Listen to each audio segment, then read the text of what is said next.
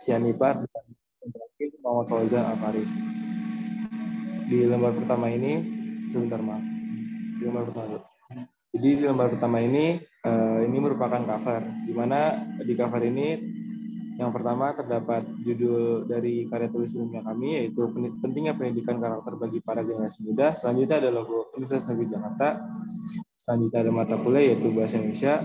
Selanjutnya ada dosen mengampu yaitu Ibu Dwi Antari Wijayanti.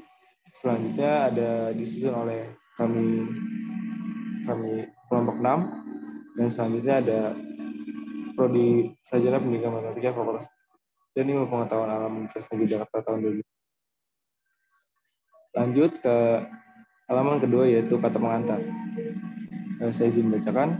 Bersyukur kepada Allah Subhanahu wa taala yang telah memberikan penulis kemudahan untuk dapat menyelesaikan karya tulis ilmiah yang berjudul Pentingnya Pendidikan Karakter bagi para generasi muda. Ini sesuai dengan waktu yang telah ditentukan. Tanpa adanya berkat dan rahmat Allah Subhanahu wa taala tidak mungkin rasanya dapat menyelesaikan karya tulis ilmiah ini dengan baik dan tepat pada waktunya. Tujuan dari penulisan karya tulis ilmiah ini adalah untuk memberikan contoh karya tulis ilmiah sebagai tugas dari kelompok kami. Dalam karya ilmiah ini, penulis mengajarkan bagaimana pentingnya pendidikan karakter pada masa sekarang serta pemahaman yang terkait dengan pendidikan karakter. Penulis dengan penuh kesadaran menyadari bahwa karya tulis ini masih sangat jauh dari kata sempurna. Maka dari itu, kritik dan saran sebagai masukan bagi penulis ke depannya dalam pembuatan karya tulis ilmiah sangat berarti. Penulis mohon maaf jika terdapat hal yang kurang berkesan dalam penulisan karya tulis ini. Akhir kata, penulis ucapkan terima kasih dan selamat membaca. Selanjutnya ada tempat dan tanggal, yaitu Jakarta November tahun 2022. Dan selanjutnya ada tanda tangan untuk penulis. Dan selanjutnya ini ada daftar isi. Daftar isi merupakan isi-isi dari karya tulis ilmiah kami. Mungkin akan saya skip. Mungkin akan saya baca terlebih dahulu. Untuk bab 1 ada pendahuluan, bab 2 ada pembahasan, di mana bab 1 ada isi-isinya dan bab 2 juga ada. Dan di terakhir bab 3 yaitu penutup. Dan mungkin lanjut ke halaman 4. Di halaman 4 akan dijelaskan oleh teman rekan saya. Terima kasih. Di sini ada bab 1, di bab 1 itu ada pendahuluan, dan di sini isinya ada latar belakang masalah yang saya bacakan. Seiring dengan berjalannya waktu, Indonesia semakin banyak permasalahan yang harus ditangani dan dihadapi. Permasalahan-permasalahan tersebut tentunya banyak yang tidak lepas dari persoalan karakter baik dalam kalangan orang dewasa maupun anak-anak. Pendidikan karakter seharusnya sudah ditanamkan sejak dini oleh para orang tua. Namun nyatanya masih banyak masyarakat Indonesia minim sekali pelaksanaan pendidikan karakter yang baik. Bahkan mereka tidak segan untuk berperilaku menyimpang dari suatu karakter baik. Selain itu, banyak masyarakat yang berpendapat bahwa generasi muda sedang dalam masa mencari jati diri, mencari hal-hal baru. Tetapi tidak sedikit pula para generasi muda yang menjadi terjerumus kepada hal yang negatif, bukan hal yang positif. Hal-hal negatif tersebut sangat mempengaruhi karakter generasi muda, apalagi jika mereka tidak menyaring kembali apa yang mereka dapatkan. Apakah hal tersebut baik atau malah sebaliknya, yaitu buruk.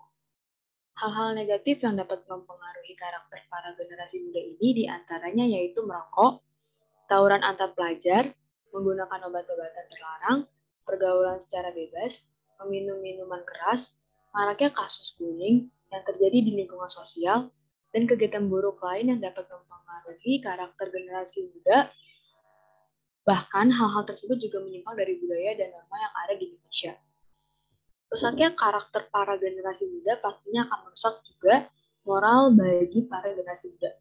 Pendidikan karakter tidak hanya untuk memberikan pengertian atau penjelasan-penjelasannya saja, tetapi juga bertujuan untuk memperbaiki karakter, watak, sifat, moral, dan kepribadian lahir dan batin bagi para generasi muda agar sesuai dengan nilai-nilai yang dianggap terpuji.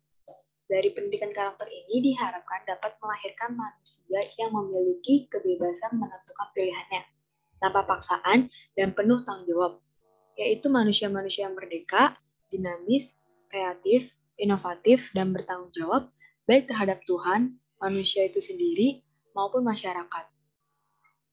Karakter yang berkualitas harus dibentuk dari sejak usia dini. Usia anak-anak, khususnya usia anak SD, merupakan masa kritis bagi pembentukan karakter seseorang. Terbukti banyak pakar mengatakan kegagalan penanaman karakter sejak usia dini akan membentuk pribadi yang bermasalah di masa dewasanya nanti. Tapi, tidak sedikit pula kegagalan pembentukan karakter pada masa remaja juga disebabkan dengan adanya pencarian jati diri, yang mana dapat menjerumuskan mereka ke dalam hal negatif. Oleh karena itu, penanaman moral melalui pendidikan karakter harus diberikan kepada para generasi muda adalah kunci utama untuk membangun suatu bangsa. Dalam pendidikan karakter ini, ada dua faktor yang mempengaruhi, yaitu faktor internal dan faktor eksternal. Faktor internal atau dalam dari pendidikan karakter berasal dari keluarga. Keluarga memiliki pengaruh besar dalam masa perkembangan anak, baik perkembangan fisik maupun perkembangan psikologis. Sedangkan faktor eksternal atau faktor luar yang berasal dari luar lingkup keluarga, biasanya dari pergaulan anak tersebut, terutama anak-anak remaja, sehingga dalam hal ini peran dari orang tua, orang terdekat, dan guru harus aktif karena karakter yang dimiliki anak dapat menentukan pola pikir mereka dalam melakukan suatu tindakan dalam kehidupan sehari-hari. Dengan demikian, dari uraian penjelasan latar belakang di atas, maka penulis tertarik dengan masalah yang terjadi saat ini untuk ditulis dalam karya tulis ilmiah berjudul Pentingnya Pendidikan Karakter bagi para Generasi Muda. Lalu, di sini ada identifikasi masalah. Dari latar belakang yang ada di atas dapat disimpulkan bahwa identifikasi masalahnya adalah sebagai berikut. 1. Masalah yang dihadapi oleh negara Indonesia saat ini adalah kurangnya pendidikan karakter bagi semua warga negara, khususnya para pelajar dan para generasi muda.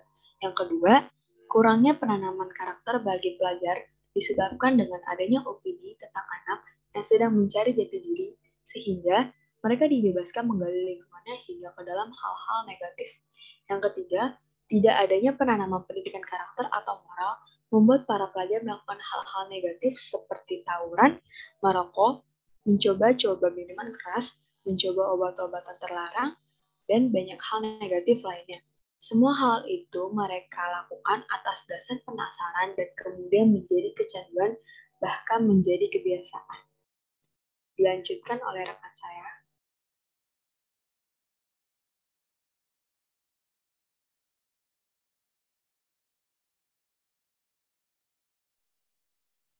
Ada beberapa batasan. Yang C ada pembatasan masalah. Ada beberapa batasan masalah dalam penulisan ini, yaitu sebagai berikut. Yang pertama, ruang lingkup yang diambil adalah tentang pendidikan karakter bagi para pelajar terkhusus generasi muda. Yang kedua, penulisan ini dibatasi hanya untuk mengetahui pengertian karakter, pengertian pendidikan karakter, tujuan pendidikan karakter, yang ada moral knowing, moral feeling, dan moral action. Alasan diperlukannya pendidikan karakter, pendekatan komprehensif dan holistik, strategi pelaksanaan pendidikan karakter, nilai dan deskripsi nilai pendidikan karakter, penilaian hasil belajar, pengertian generasi muda, dan penanaman pendidikan karakter pada generasi muda. Selanjutnya akan dijelaskan oleh rekan saya. Selanjutnya mengenai perumusan masalah berdasarkan dari uraian latar belakang permasalahan di atas, maka permasalahan yang ada dalam penulisan ini adalah 1. Apa yang dimaksud dengan karakter, 2. Apa yang dimaksud dengan pendidikan karakter, 3. Apa alasan diperlukannya pendidikan karakter, 4. Bagaimana pendekatan komprehensif dan holistik, 5. Bagaimana strategi pelaksanaan pendidikan karakter, 6. Bagaimana nilai dan deskripsi nilai pendidikan karakter, 7. Bagaimana penilaian hasil belajar, 8. Apa yang dimaksud dengan generasi muda, dan 9. Bagaimana penanaman pendidikan karakter pada generasi muda. Berikutnya manfaat dari kami membuat karya tulis ilmiah dengan judul Pentingnya Pendidikan Karakter bagi para generasi muda ini adalah 1. Mengetahui pengertian karakter, 2. Dapat mengetahui pengertian pendidikan karakter, 3. Dapat mengetahui alasan diperlukannya pendidikan karakter, 4. Dapat mengetahui tentang pendekatan komprehensif dan holistik, 5. Dapat mengetahui strategi pelaksanaan pendidikan karakter. 6. Dapat mengetahui nilai dan deskripsi nilai dari pendidikan karakter. 7. Dapat mengetahui penilaian dari hasil belajar. 8. Dapat mengetahui pengertian generasi muda. 9. Dapat mengetahui bagaimana cara pelaksanaan penanaman pendidikan karakter pada generasi muda.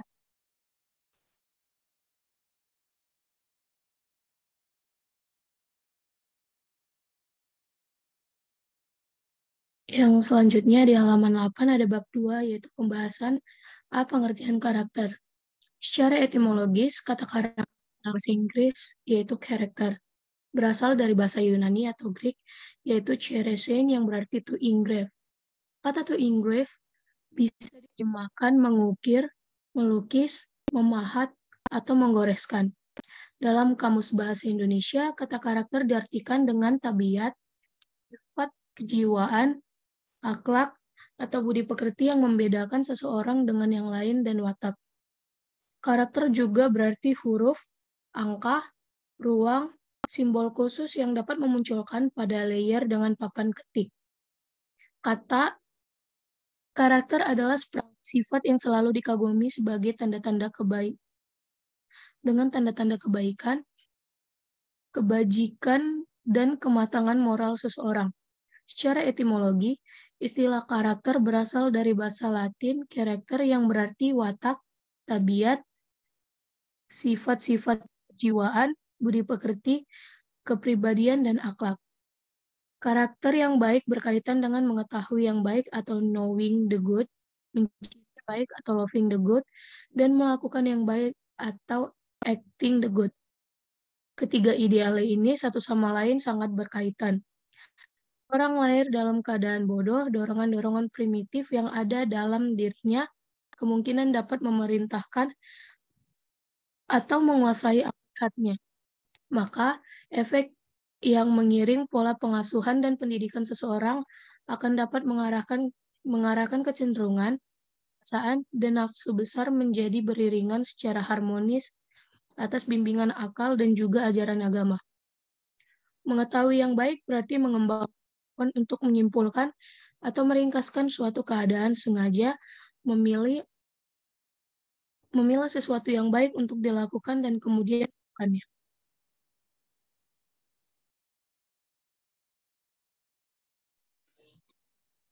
Yang B ada pengertian generasi muda. Generasi muda adalah generasi penerus pembangun bangsa, generasi yang cerdas, berani, kritis, peduli, optimis, dan tangguh untuk bersaing dengan generasi muda bangsa lain. Hal tersebut akan menjadi titik awal yang baik dalam melanjutkan pembangunan bangsa Indonesia ke depannya. Namun saat ini kita melihat terjadinya kemunduran dalam berbagai aspek kehidupan generasi muda, termasuk dalam hal pendidikan karakter. Generasi muda saat ini sangat mudah dipengaruhi oleh hal-hal yang menjerumus kepada hal negatif. Karena inilah pelaksanaan pendidikan karakter bagi para generasi muda sangat diperlukan. Sebab mereka sangat membutuhkan pembelajaran, pendidikan, serta dorongan dari hal-hal yang dapat mengubah karakter mereka menjadi lebih baik. Peran generasi muda pada masa sekarang sangat dibutuhkan karena memiliki fisik yang kuat, pengetahuan yang baru, inovatif, dan juga memiliki tingkat kreativitas yang tinggi. Tanpa adanya peran pemuda, sebuah bangsa akan sulit mengalami perubahan. Yang C ada pengertian pendidikan karakter. Secara historis, pendidikan karakter ini mulai berkembang di abad ke-18 untuk menciptakan ruang pendidikan yang diselaraskan dengan prinsip keagamaan. Masyarakat percaya pendidikan formal dan nilai-nilai teologis yang dikombinasikan akan menciptakan sumber daya manusia yang lebih berkualitas dan beradab. Menurut Thomas Licona, dalam bukunya yang berjudul Educating for Character, How Our School Can Teach Respect and Responsibility, pendidikan karakter adalah upaya secara sadar seseorang untuk mendidik orang lain dengan menginternalisasi nilai-nilai karakter sebagai elemen pencerahan bagi mereka. Jelaslah bahwa ketika itu kita menghendaki agar mereka mampu memahami nilai-nilai tersebut, memperhatikan secara lebih mendalam mengenai benarnya nilai-nilai itu, dan kemudian melakukan apa yang diyakininya itu. Sekalipun harus menghadapi tantangan dan tekanan baik dari luar maupun dari dalam dirinya, dengan kata lain, mereka harus memiliki kesadaran untuk memaksa diri melakukan nilai-nilai tersebut. Pengertian yang disampaikan Licona di atas memperlihatkan adanya proses perkembangan yang melibatkan pengetahuan atau moral knowing, perasaan atau moral feeling, dan tindakan atau moral action. Sekaligus juga memberikan dasar yang kuat untuk membangun pendidikan karakter yang komprehensif, dan holistik. Selanjutnya akan dijelaskan oleh rekan saya.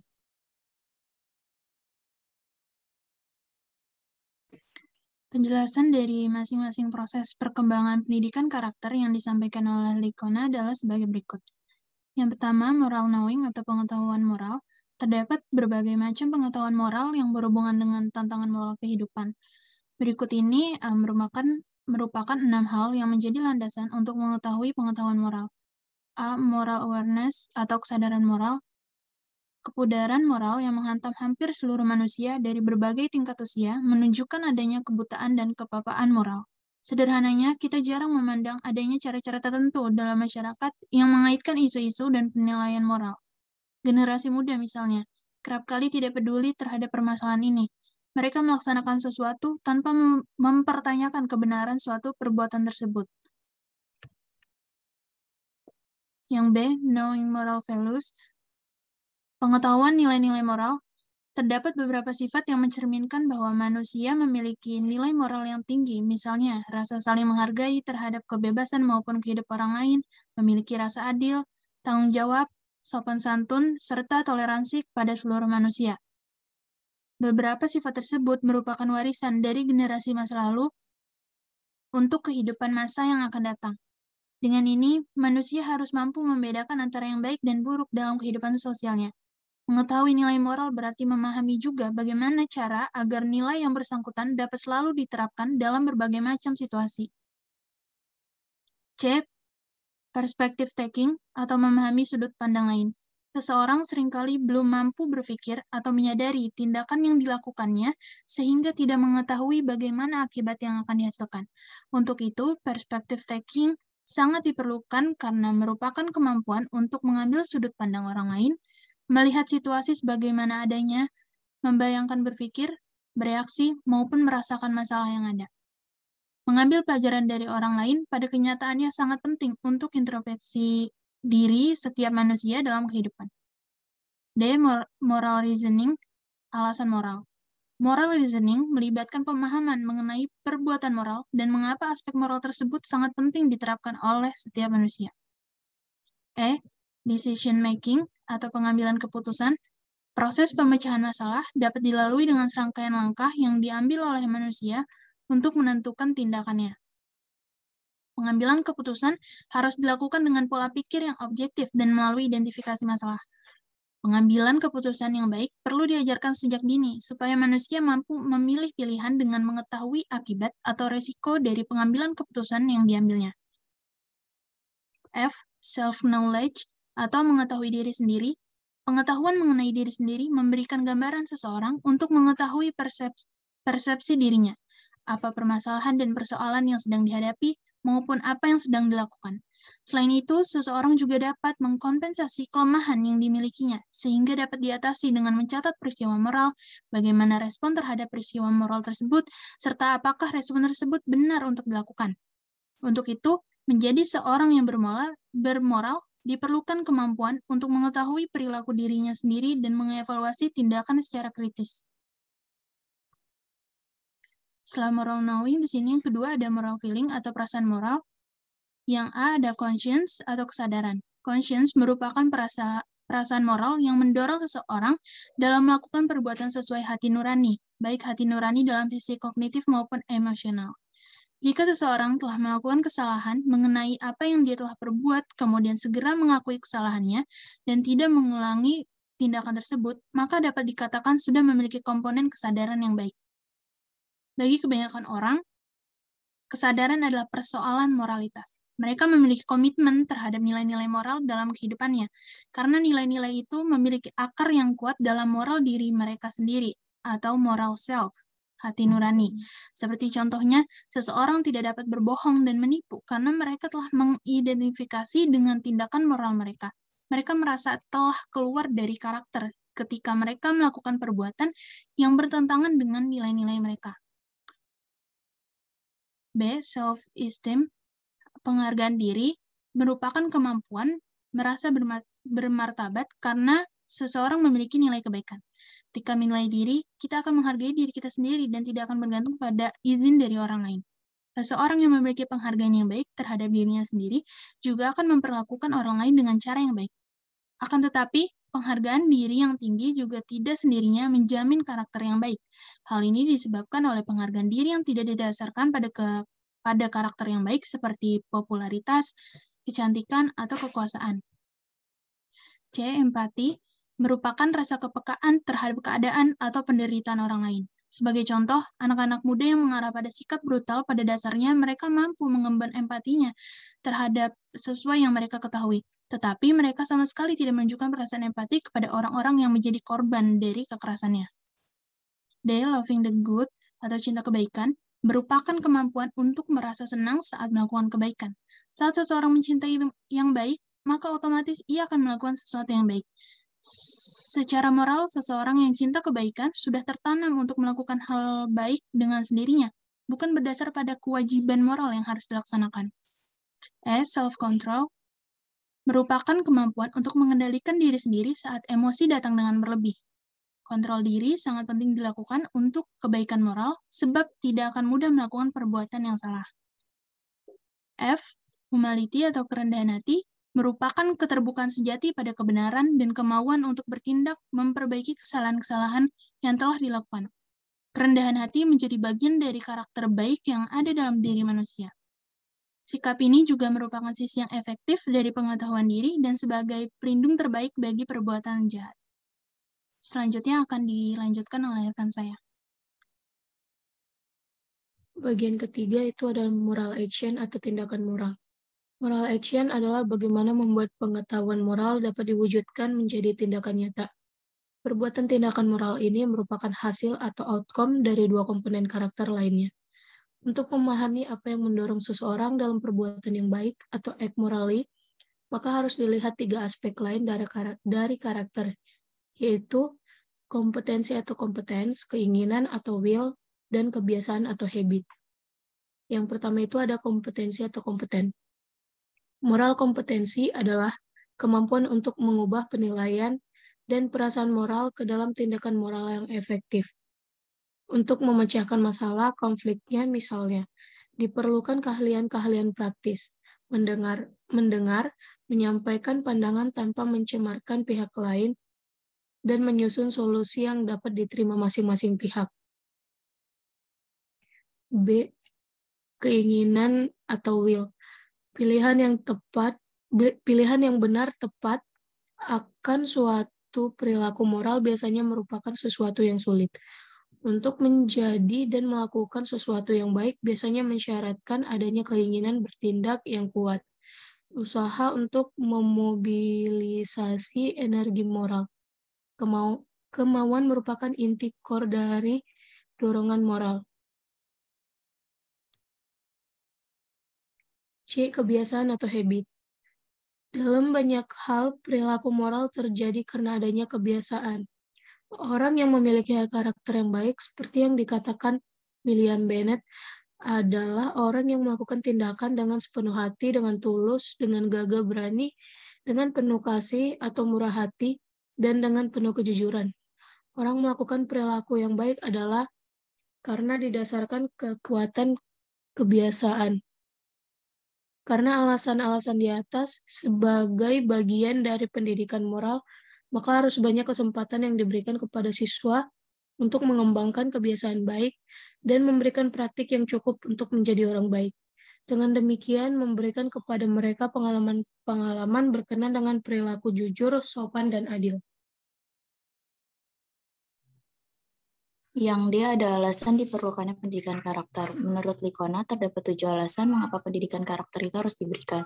7 alasan tersebut adalah sebagai berikut. Yang pertama, cara terbaik untuk memastikan bahwa anak atau siswa memiliki kepribadian yang baik dalam kehidupannya. Yang kedua, cara untuk meningkatkan hasil belajar anak atau siswa baik dalam akademik atau non-akademik. Yang ketiga, beberapa anak atau siswa tidak dapat mengembangkan karakter yang kuat di tempat lain. Yang keempat, mempersiapkan siswa atau anak untuk menghormati pihak atau orang lain dan mampu hidup dalam masyarakat yang majemuk.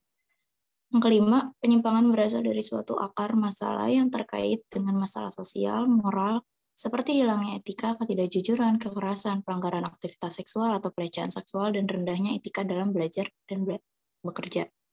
Yang keenam, persiapan terbaik yang telah dilakukan untuk menyongsong perilaku di tempat kerja atau umum.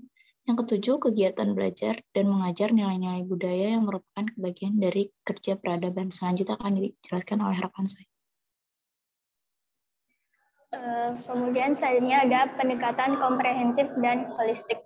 Pernyataan umum menyatakan bahwa pendidikan karakter dapat dilaksanakan dengan sebaik-baiknya melalui pendekatan komprehensif dan holistik, yaitu pendekatan yang mencakup dimensi kognitif, emosional, dan perilaku, serta melibatkan dalam integrasi pada semua aspek kehidupan sekolah.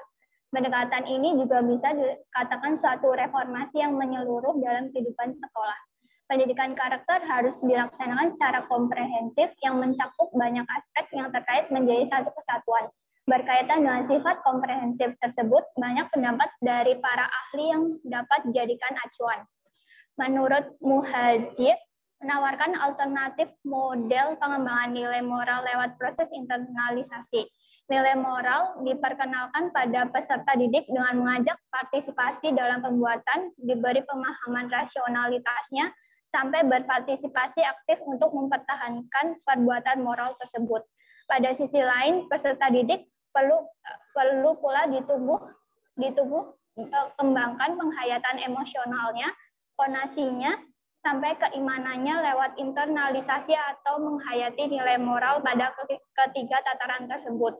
Karena keimanan dapat menebal atau menipis, maka internalisasi baik secara rasional maupun lewat penghayatan lain diharapkan dapat mempertebal moral dan keimanan peserta didik.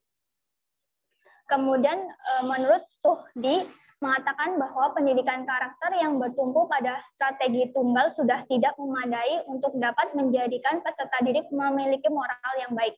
Oleh karena itu diperlukan berbagai pendekatan yang oleh Chris Sempong disebut pendekatan komprehensif.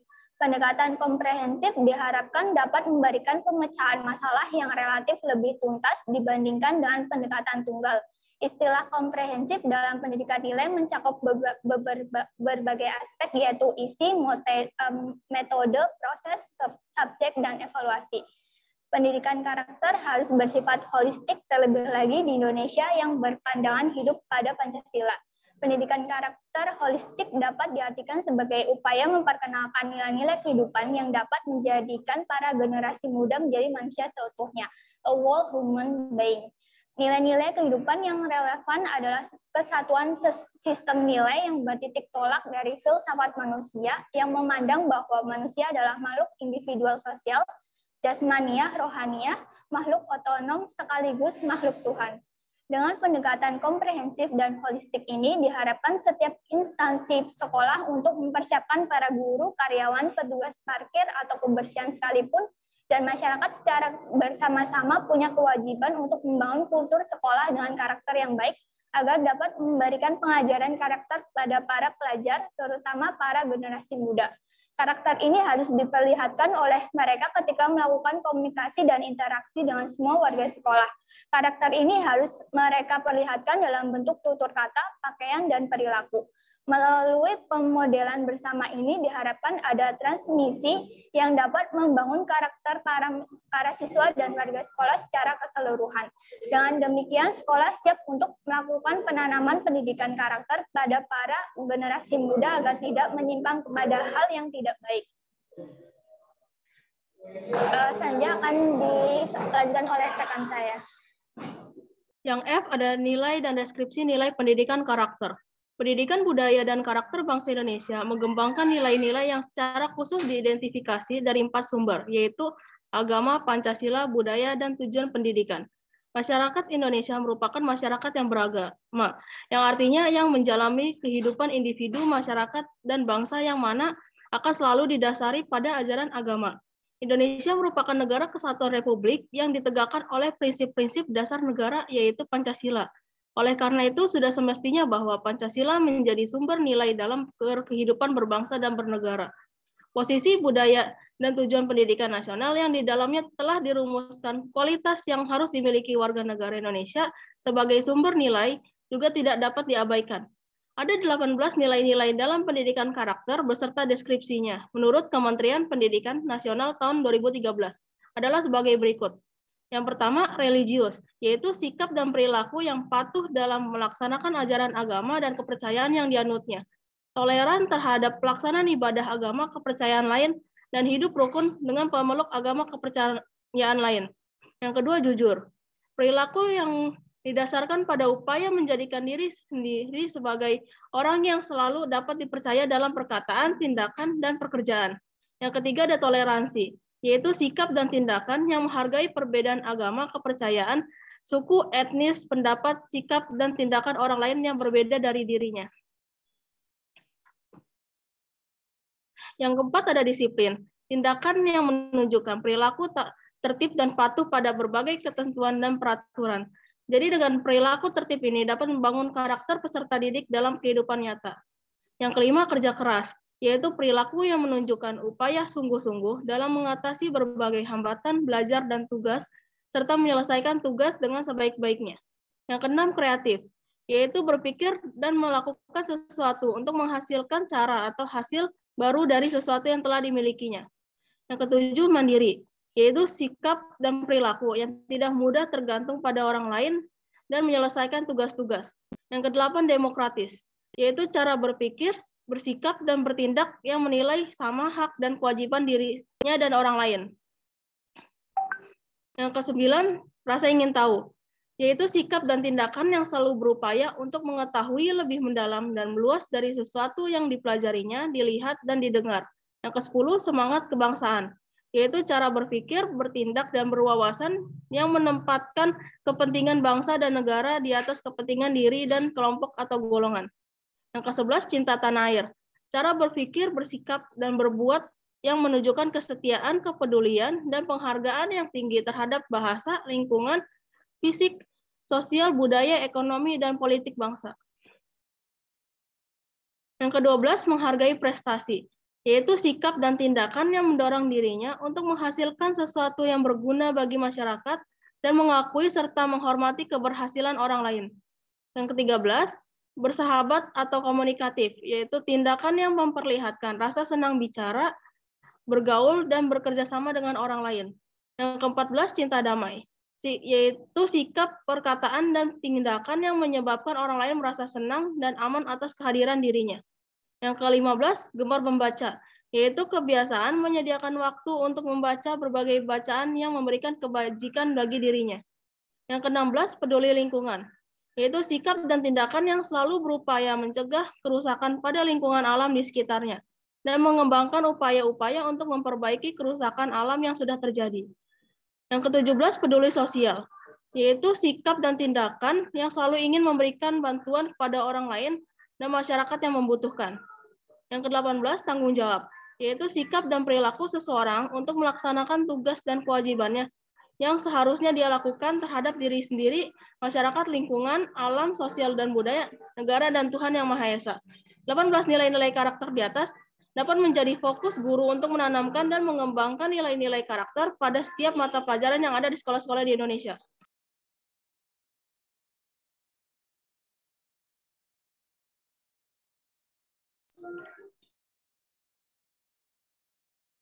Selanjutnya, penilaian hasil belajar. Penilaian pencapaian dalam pendidikan karakter didasarkan pada indikator yang telah ditentukan. Sebagai contoh, indikator untuk nilai jujur di suatu semester dirumuskan dengan mengatakan dengan sesungguhnya perasaan dirinya mengenai apa yang dilihat, diamati, dipelajari, atau dirasakan. Maka guru mengamati melalui berbagai cara apakah yang dikatakan seorang peserta didik itu jujur mewakili perasaan dirinya. Penilaian tersebut dapat dilakukan secara terus-menerus setiap saat guru berada di kelas atau di lingkungan sekolah. Guru dapat menggunakan model anecdotal record, yaitu catatan yang dibuat guru ketika melihat adanya perilaku yang berkenaan dengan nilai yang dikembangkan. Catatan anekdotal dapat dilakukan dengan cara pengumpulan data dengan melalui pengamatan secara langsung mengenai sikap dan perilaku yang muncul dengan tiba-tiba atau peristiwa yang terjadi secara insidental. Sehingga nantinya kumpulan dari catatan anekdotal ini akan memberikan sebuah deskripsi atau gambaran mengenai pola tingkah laku peserta didik yang bersangkutan. Selain itu, guru dapat pula memberikan tugas yang melibatkan suatu persoalan atau peristiwa yang memberikan kesempatan kepada peserta didik untuk menunjukkan nilai yang dimilikinya. Guru dapat memberikan kesimpulan atau pertimbangan tentang pencapaian suatu indikator atau bahkan suatu nilai dari hasil pengamatan, catatan anekdotal, tugas, laporan, dan sebagainya yang dapat dinyatakan dalam bentuk kualitatif sebagai berikut. Ini. Yang pertama, BT atau belum terlihat. Apabila para remaja belum memperlihatkan tanda-tanda awal perilaku yang dinyatakan dalam indikator. Yang kedua, MT atau mulai terlihat. Apabila para remaja sudah mulai memperlihatkan adanya tanda-tanda awal perilaku yang dinyatakan dalam indikator tetapi belum konsisten. Yang ketiga, MB atau mulai berkembang. Apabila remaja sudah memperlihatkan berbagai tanda perilaku yang dinyatakan dalam indikator dan mulai konsisten. Yang keempat, ada MK, adalah membudaya. Apabila para remaja terus-menerus memperlihatkan perilaku yang dinyatakan dalam indikator secara konsisten. Lanjutnya akan dibacakan oleh teman saya. Selanjutnya, strategi pelaksanaan pendidikan karakter pada generasi muda. Strategi pelaksanaan pendidikan karakter yang diterapkan pada para remaja dapat dilakukan melalui 4 cara, yaitu pembelajaran, keteladanan, penguatan, dan pembiasaan. Pendekatan yang strategis terhadap pelaksanaan ini melibatkan 3 komponen yang saling terkait satu sama lain, yaitu 1. Kampus, 2. Keluarga, 3. Masyarakat. Ketika komponen sekolah atau kampus penuhnya akan menerapkan dan melaksanakan nilai-nilai tertentu, maka setiap nilai yang akan ditanamkan atau dipraktikkan tersebut harus senantiasa disampaikan oleh para guru melalui pembelajaran langsung atau mengintegrasikannya ke dalam setiap mata pelajaran. Nilai-nilai prioritas tersebut selanjutnya harus juga dimodelkan atau diteladankan secara teratur dan berkesinambungan oleh semua warga sekolah. Sejak dari petugas parkir, petugas kebersihan, petugas keamanan, karyawan administrasi, guru, dan pimpinan sekolah. Nilai-nilai itu harus diperkuat oleh penataan lingkungan dan kegiatan-kegiatan di lingkungan sekolah. Penataan lingkungan di sini antara lain dengan menempatkan banner atau spanduk-spanduk yang mengarah dan memberikan dukungan bagi terbentuknya suasana kehidupan sekolah. Suasana yang berkarakter dan terpuji.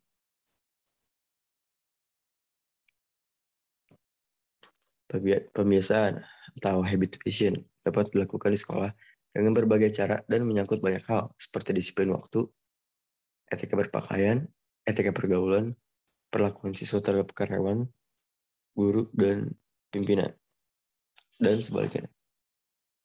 Pembiasaan yang dilakukan oleh pimpinan, guru, siswa, dan karyawan dalam disiplin suatu lembaga pendidikan merupakan langkah yang sangat strategis dalam membentuk karakter secara bersama.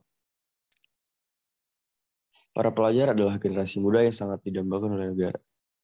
Karena para pelajar merupakan suatu aset negara yang dapat memajukan negara untuk kedepannya. Dengan membangun karakter para pelajar menjadi lebih baik, diharapkan dapat membuat perubahan yang baik untuk bangsa dan negara. Maka dari itu, semua instansi sekolah, baik dari dasar sampai perguruan tinggi, sangat diperlukan strategi-strategi dari pelaksanaan pendidikan karakter di lingkungan pendidikan.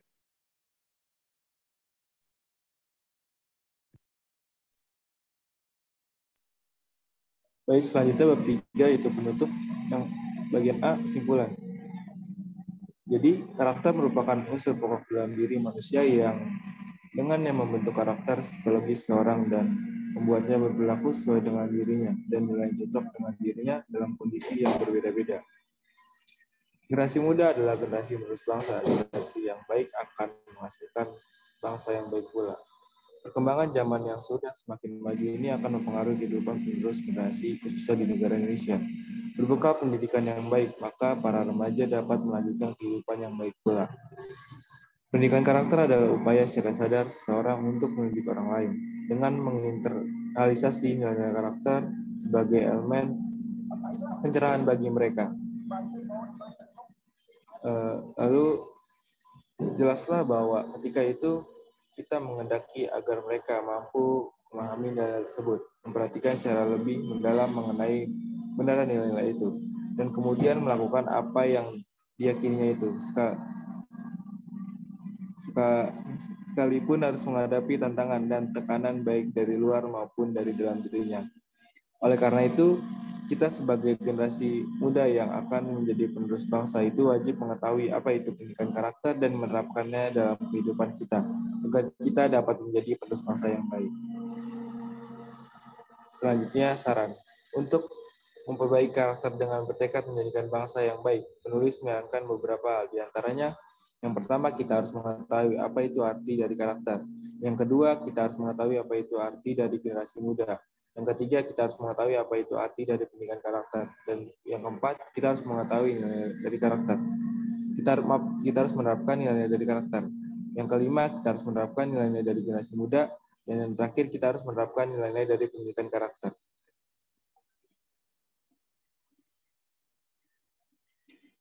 Baik, mungkin selanjutnya yaitu yang terakhir daftar pustaka. Jadi kami mengambil karya tulis ilmiah yang kami buat dari beberapa sumber di sini.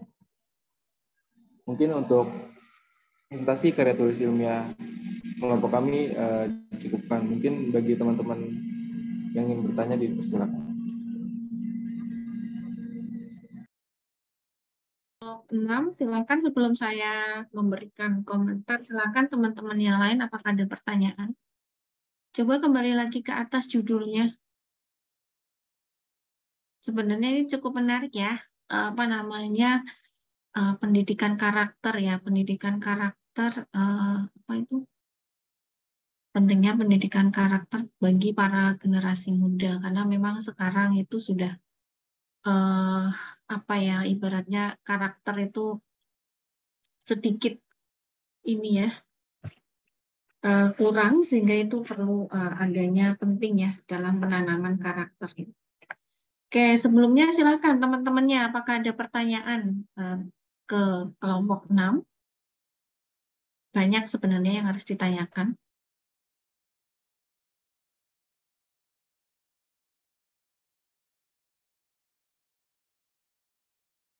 Kelompok 1.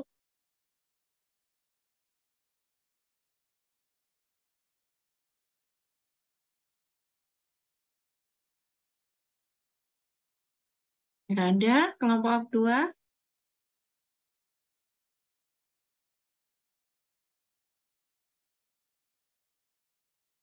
Nggak ada juga. Kelompok 3 ada kan ya, mahasiswanya hadir nggak di sini? Kok nggak ada suaranya semua? Kelompok 3. Hadir, Bu, cuma nggak tahu mau nanya apa. Kelompok 3. Kok nggak tahu nanya? Banyak yang ditanyain.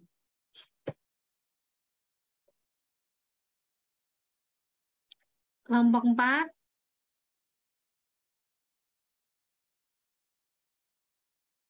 Kelompok 5.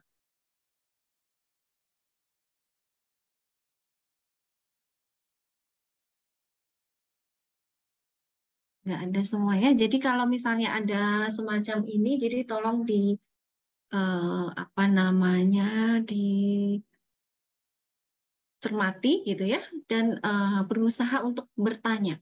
Itu yang harus apa namanya, yang harus, terutama untuk karya ilmiah dan lain sebagainya seperti ini kan sifatnya umum ya. Jadi kalian berusaha untuk mencoba gitu ya, bertanya, itu nanti akan apa namanya, meningkatkan soft skill kalian dalam berkomunikasi ya. Itu mungkin jadinya apa namanya, itu menjadi suatu kebiasaan gitu ya, dan itu akan menjadi suatu menambah apa soft skill kalian yang mungkin nanti perlu apa namanya, ditingkatkan lagi gitu ya. Jadi kalau misalnya ada kesempatan seperti ini, seminar atau apapun itu, coba untuk bertanya. Jadi semuanya nggak bertanya, perwakilan juga nggak apa-apa, 1, 2 gitu. Nah itu secara tidak langsung nanti akan meningkatkan soft skill kalian dalam berkomunikasi. Gitu ya, nanti di lain kesempatan dan seterusnya. Apalagi ini mahasiswa ya, mahasiswa, dan otomatis kita juga bisa melihat, oh siapa sih yang aktif, siapa sih yang bisa mengungkapkan ya, berkomunikasi, karena nggak semua orang. Nah ini apa namanya, sedikit yang menjadi ini adalah biasanya kalau kita sebagai orang eksak ya, kita orang eksak itu kan matematik, fisika gitu. Nah itu kan orang eksak itu apa kekurangannya biasanya adalah bagian komunikasi, gitu kan? Ya, nah itu walaupun itu kita berusaha untuk meningkatkan hal itu. Biasanya itu orang eksak itu terlalu ini ya akan berbeda lah dengan orang yang sosial gitu. Cuman kita mempunyai kelebihan di sisi lain. Cuman kalau kita bisa melengkapi itu apa namanya seimbang itu akan lebih baik gitu ya. Oke, kita lihat kelompok 6. Di sini judulnya adalah pentingnya pendidikan karakter bagi para generasi muda gitu ya. Ke bawah lagi. Ini sebagai contoh ya teman-teman yang lain, nanti tugasnya teman-teman yang lain bisa garis besar seperti ini gitu ya, tapi kelompok ini juga nanti masih ada kekurangannya, jadi nanti tolong diperbaiki kembali ya. Yang pertama mungkin yang bagian bawah ya prodi sarjana, nah program studi itu jangan disingkat prodi, jadi program studi pendidikan matematika, fakultas matematika dan ilmu pengetahuan alam. Nah itu fontnya juga harus disesuaikan tampilannya. Alamnya itu kalau bisa ya sejajar gitu ya. Universitas Negeri Jakarta. Jadi program studi pendidikan matematika. Atau mungkin karena ini gabungan ada yang kelompok dari fisika nggak? Nggak ada, kebetulan nggak ada. Oke. Terus ke bawah lagi. Nah, di sini kata pengantar. Oke, terus lanjut. Oke, penomorannya begitu ya. Jadi Romawi 2, Romawi 3 gitu. Oke, bab 1. Oke, terus lanjut. Nah, dalam pendahuluan di sini penomorannya itu kalau di awal bab itu ada di bawah bagian tengah. Ya, bawah bagian tengah, nanti selanjutnya itu baru sisi kanan atas. Begitu awal bab seperti itu lagi. Bab 2 apa? Tengah bawah. Gitu ya. Oke, terus di sini latar belakang ya apa namanya dalam penggunaan bahasa. Misalnya kata sambung, kata hubung itu jangan di awal paragraf. Ya, misalnya di sini seiring dengan itu enggak ya. Selain itu, karena itu jangan di awal paragraf. Kemudian di dalam penulisan paragraf itu menjoroknya itu 5 ketukan. Misalnya ya, seiring itu jadi ini kan 5 ketukan. Sama juga bagian paragraf yang lain. Jadi enggak terlalu menjorok ke kiri, nggak terlalu menjorok yang ke kanan, jadi standarnya itu 5 ketukan. Oke, ke bawah lagi. Jadi kalau ditanya yang menjadi latar belakang itu apa sih? Apa namanya? Kalian menulis karya tulis ilmiah ini. Bisa diceritakan? Kelompok 6. Diceritakan isi latar belakangnya, Bu. Ya, diungkapkan kembali. Tadi kan membaca dari apa namanya laporannya ya. Kalau misalnya ditanya apa sih yang melatar belakangi gitu kalian membuat karya tulis ilmiah ini? Apakah ada masalah dengan generasi muda saat ini? Gitu kan ya? Iya. Boleh izin menjawab, Bu? Latar belakang dari masalah yang kami ambil itu garis besarnya karena saya lihat zaman sekarang kan makin banyak yang karakternya tuh berkurang dari kesopanan, terus kayak makanya mendorong kami untuk membuat suatu karya ilmiah yang mendasari karena pendidikan karakter di Indonesia ini sudah menurun dan berkurang dan lebih banyak kayak lebih ke barat gitu, Bu. Jadi kayak kesopanan yang berkurang, terus kayak dalam cara berkomunikasi juga berkurang. Ini sudah disampaikan hal tersebut ya, kalau cara berkomunikasi kurang. Itu belum. Nah, ya kan? Jadi yang melatar belakangi itu karena di sini judulnya ya, pentingnya pendidikan karakter bagi generasi muda. Yang melatar belakangi itu adalah berarti generasi muda yang sekarang tuh seperti apa gitu kan ya, yang menjadi masalah. Nah, itu apakah seperti yang disampaikan Salwa tadi, mungkin sopan santunnya mungkin agak kurang, komunikasinya seperti apa, pergaulannya seperti apa, gaya hidupnya seperti apa. Nah, itu yang perlu digali di situ. Nah, dan itu kalau bisa misalnya disampaikan semacam data gitu ya, atau misalnya dari apa namanya sumber gitu ya, mengatakan seperti itu akan lebih baik lagi. Berarti kita mengungkapkan latar belakang di sini nggak hanya ngomong atau nggak hanya nulis ya, tapi berdasarkan fakta yang ada. Nah, setelah itu ada suatu permasalahan di dalam generasi muda itu, kalian mencoba nih apa namanya mencari solusi gitu ya, mencari solusi. Kalau ada permasalahan seperti ini, apa sih yang kita akan lakukan? Oh, kita mungkin perlu loh, penting loh kita melakukan pendidikan karakter. Nah, itu jadi ada hubungannya. Jadi bercerita dulu generasi muda seperti apa, faktanya seperti apa, kalau ada data lebih baik, baru kemudian kalau mau memunculkan solusi gitu ya. Solusi bahwa oh ternyata itu ada pengaruhnya dengan pendidikan karakter. Sehingga penting adanya pendidikan karakter di sini. Kalian baru menggali juga. Misalnya ada jurnal atau apa yang mengaitkan antara pendidikan karakter dengan itu tadi. Oh ya, generasi muda tadi. Itu Baik, isi dari latar belakang. Dan semuanya ya, nanti kalau teman-teman yang lain membuat karya tulis ilmiah seperti itu di dalam menulis latar belakang. Jadi kita mencari tahu dulu apa sih yang melatar belakangi karya tulis kita dan apa sih solusinya gitu ya. Oke, terus ke bawah lagi. Oke. Nah, terus identifikasi masalah. Kalian pernah tahu ya identifikasi masalah, analisis masalah. Pernah membaca ya? Apa sih bedanya identifikasi masalah dengan analisis masalah? Ada mungkin yang bisa menyampaikan?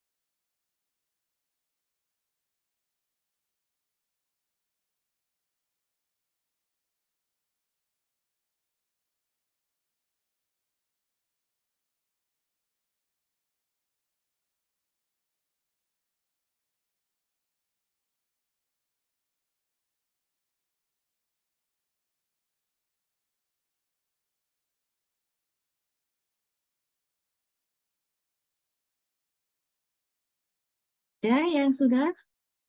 Jadi identifikasi masalah itu apa? Identifikasi masalah itu kan kita mencari tahu ya, mengidentifikasi masalah-masalah yang ada di latar belakang. Ya, nanti dibedakan. Kalau analisis masalah adalah menganalisis kenapa masalah itu bisa terjadi.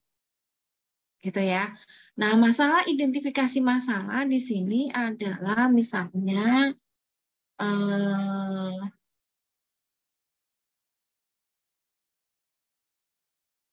ya. Jadi kalau apa namanya, kalau secara umum gini, kalau misalnya kalian ini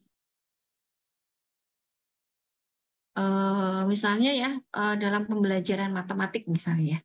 Jadi misalnya identifikasi masalah itu adalah misalnya kurangnya pemahaman peserta didik gitu ya, kurangnya pemahaman peserta didik untuk materi apa?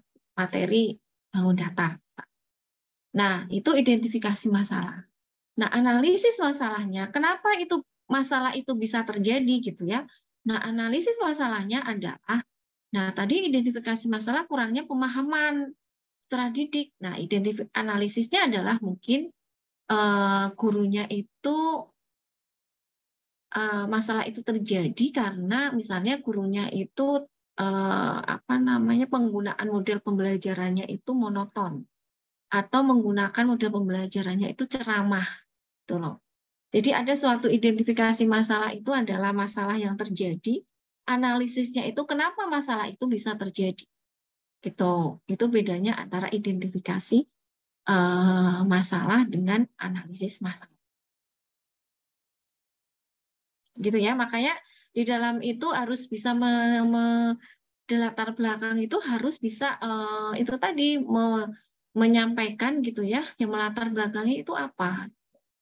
Nah, itu baru kemudian diidentifikasi mas. Oke, selanjutnya terus.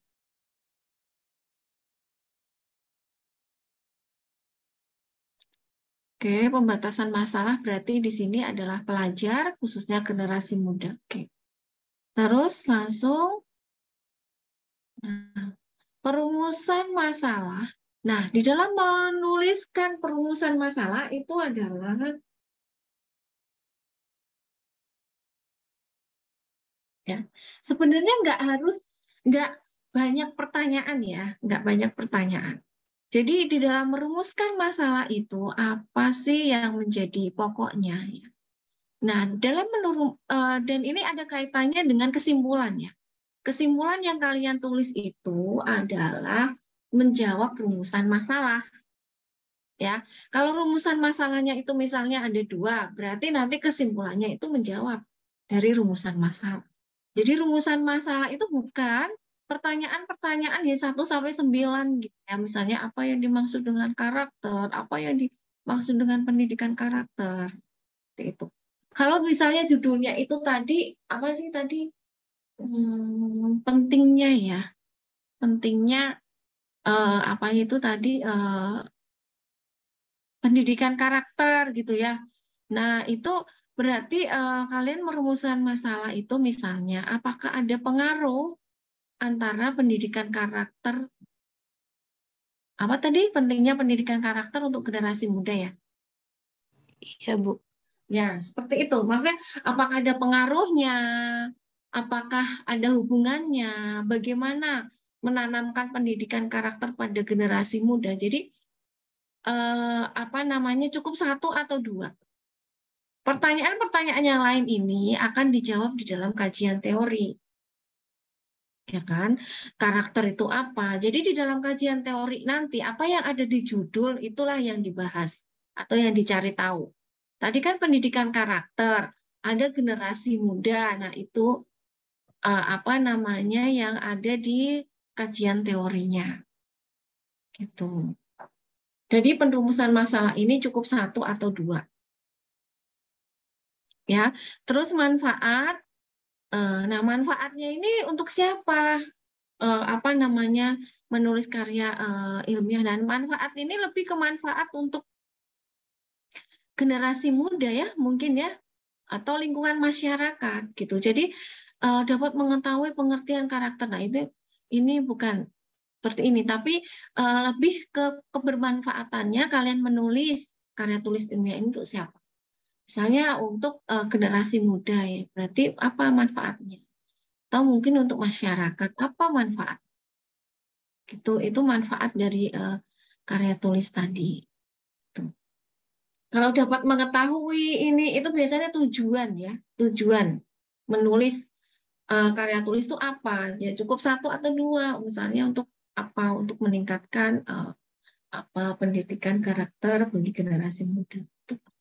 Cuman kalau manfaat ini adalah yang dimaksud adalah manfaat untuk setelah kalian menulis ini ya, cocoknya mungkin buat generasi muda, buat masyarakat umum.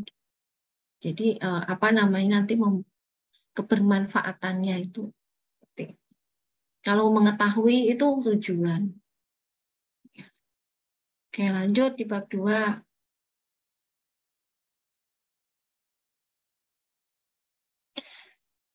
Nah, ini bab 2 itu langsung pembahasan sama ya nanti penomorannya. Nah, di bab 2 itu nanti ada kajian teori namanya. Baru bab 3 itu pembahasan. Ya.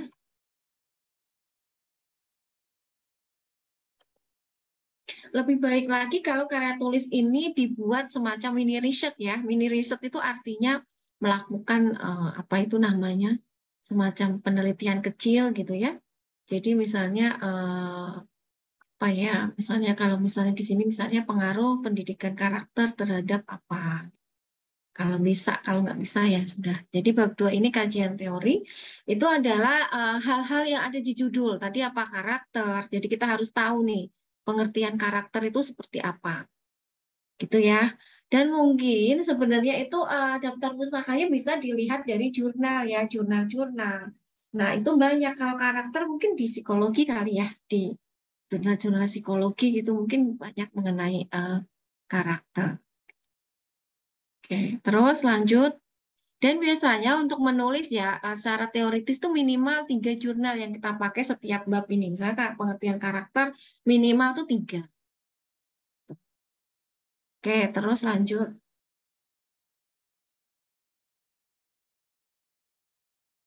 Nah, sama generasi muda. Nah, yang dimaksud generasi muda itu apa? Mungkin apa namanya teori-teorinya juga ada nggak ini? Kalau belum berarti ditambahkan ya yang dimaksud dengan generasi muda itu apa? Seperti apa gitu.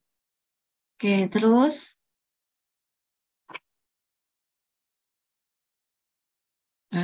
pengertian pendidikan karakter.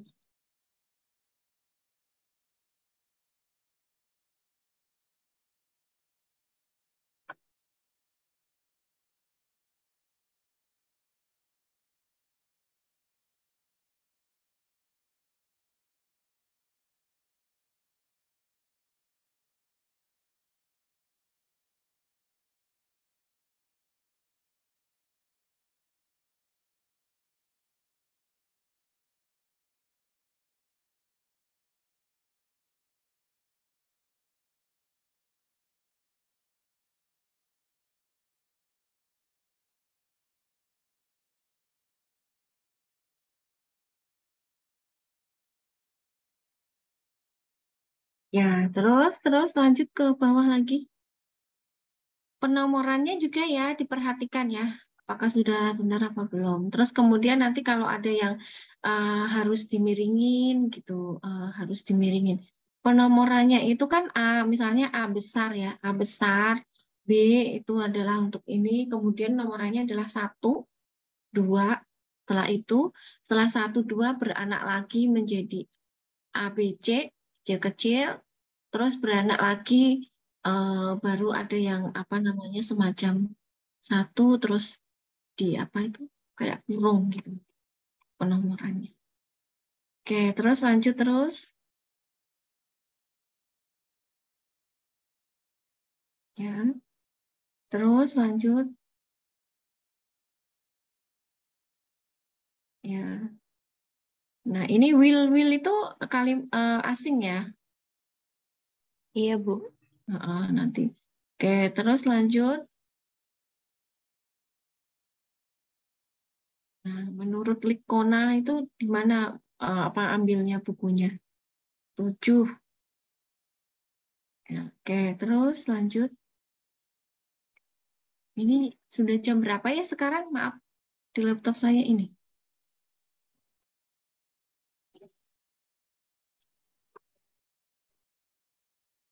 Jam berapa, Gracia? Saya jam 9 karena ada ini. Kenapa, Ibu? Sekarang pukul berapa? 9.23, Bu. Oh, gitu. Oke, terus saya ada rapat. Oke, terus langsung ke bawah, Mbak. Ya. Terus bab 3 apa isinya? Penutup aja, Bu. Oh, penutup. Jadi bab 3 itu adalah pembahasan ya. Kalau misalnya kalian melakukan mini riset, bab 3 itu adalah metodologi apa sih namanya? Sebaiknya sih melakukan mini riset ya seperti metodologi. Kemudian bab 4 itu hasil pembahasan, kesimpulan dan saran. ya project-nya ya. Nanti kelompok ini sudah berusaha menulis itu sudah baik. Nanti direvisi kembali ya. Direvisi kembali. Jadi bab 3 hasil pembahasan, baru bab 4 adalah penutup. Nah, di dalam penutup itu kalian menjawab dari rumusan masalah tadi ya. Jadi di dalam penutup itu tidak banyak begini ya. Ini kan seperti pengulangan lagi ada di hasil pembahasan ya, mungkin ya hasil pembahasan atau ini jangan sampai itu jadi copy paste gitu ya di dalam penutup. Jadi penutup di kesimpulan itu bagaimana kalian menjawab rumusan masalah. Ya, kalau misalnya rumusan masalahnya ada 2 ya berarti hal yang dibahas itu 2. Coba ke bawah lagi. Nah.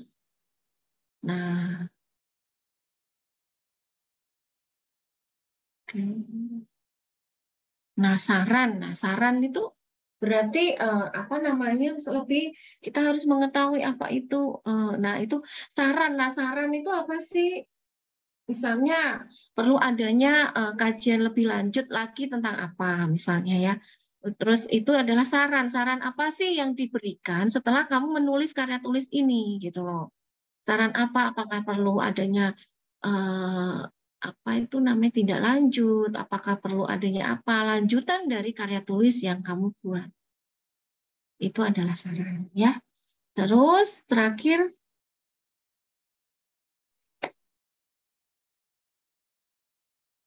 daftar pustaka ini mungkin lebih ke arah jurnal atau artikel ya mungkin. Jadi itu bisa dimasukkan ke daftar pustaka. Gitu. Iya. Oke, terima kasih kelompok 6 ya. Jadi nanti buat teman-teman yang lain dan kelompok 6 nanti silakan di apa namanya direvisi atau ini kembali ya. Kalau misalnya memungkinkan itu dibuat semacam mini research. Jadi itu misalnya apa namanya pengaruh pendidikan karakter terhadap apa misalnya ya nanti sudah ada bahannya ini. Nah kalian mungkin angket misalnya membuat semacam angket terus disebar aja di kelas kalian ini apa namanya sebagai ini kemudian baru apa namanya diolah itu sedikit datanya gitu ya baru apa namanya ditambahkan di sini. Cuman ini sudah ada bahannya yang dibuat gitu ya. Iya, Ibu. Terima kasih. Terima kasih Salwa dan teman-temannya ya. Iya, Ibu. Oke, jadi mungkin nanti ini sudah pertemuan keberapa, Gracia?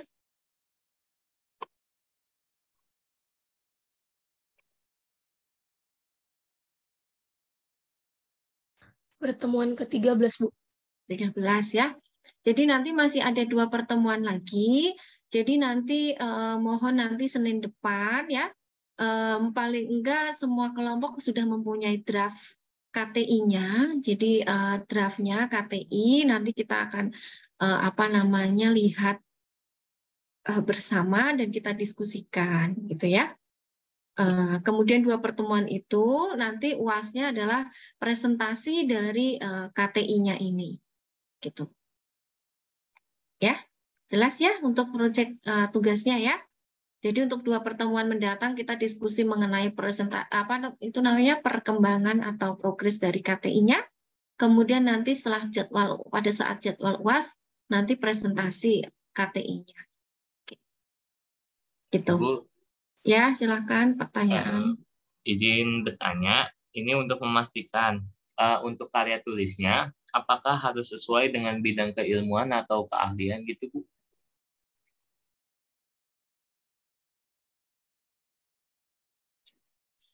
Ya, ya mungkin lebih baik sesuai dengan bidang keahlian. Dalam artian ya nggak terlalu lingkupnya kecil gitu. Harus matematik, harus fisika, harus ini. Paling nggak misalnya lingkup pendidikan.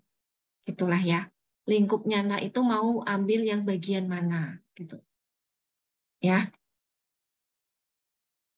Pendidikan ya pokoknya ada kaitannya dengan pendidikan aja.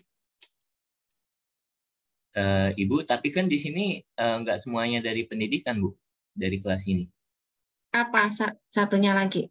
Fisika murni. Ya, sama matematika murni ada 1 orang.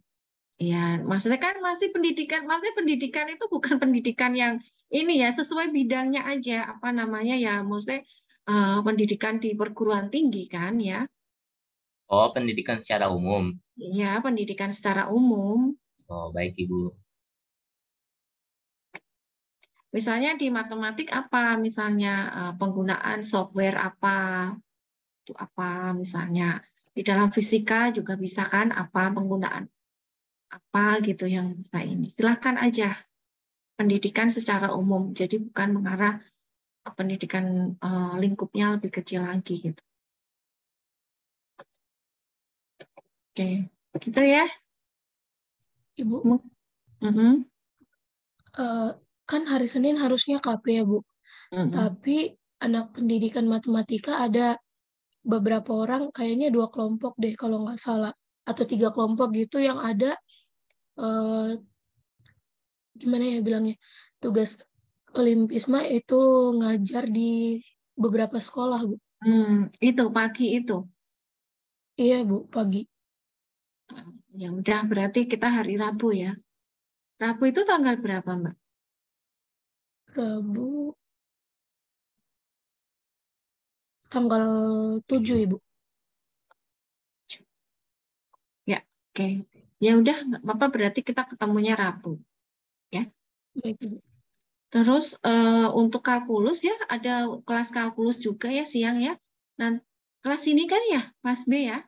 Iya. Nah, nanti sama Bu Leni ya yang ini, karena saya ada workshop akreditasi ASIIN di luar kantor sampai hari Jumat siang sudah berangkat. Tadi saya sudah WA ke Bu Leni supaya bisa ngisi kelas kalian ya. Ibu, saya izin bertanya lagi, untuk UAS apakah ada kemungkinan perubahan tanggal atau tetap sesuai kalender akademik, Bu? Iya, sesuai kalender akademik. Oh, berarti dari tanggal 27 UASnya. Berarti nanti kan ada waktu jeda tuh, waktu jeda beberapa seminggu atau 2 minggu gitu.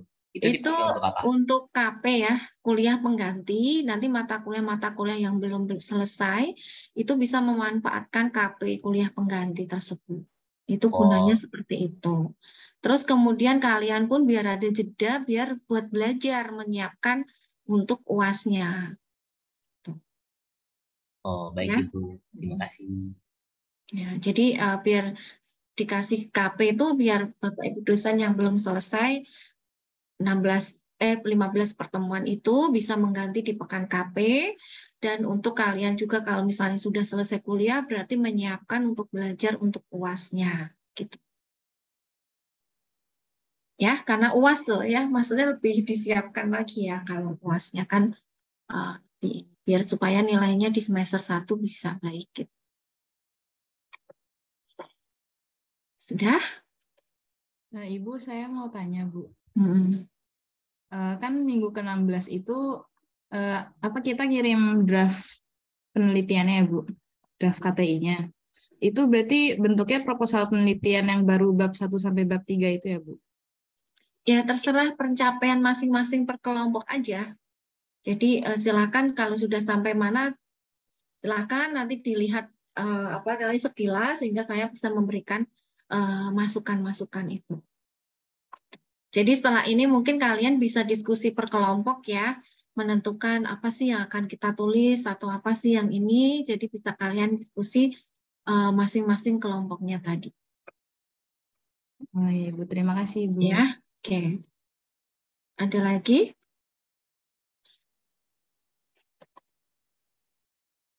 Sekiranya cukup, Bu.